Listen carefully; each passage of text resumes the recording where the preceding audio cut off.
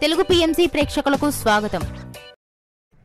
Hi friends, మీరు గనక ఇప్పుడే మా ఛానల్కు వచ్చినట్లయితే మా ఛానల్ని సబ్స్క్రైబ్ చేసుకోండి.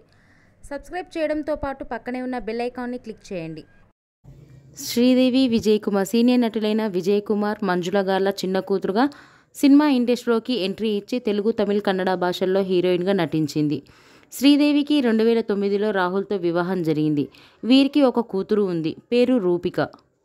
తాజాగా శ్రీదేవి, విజయ్ కుమార్ తన లేటెస్ట్ ఫొటోస్ని అభిమానులతో పంచుకుంది. ఆ ఫొటోస్ని మనం కూడా చూసేద్దాం.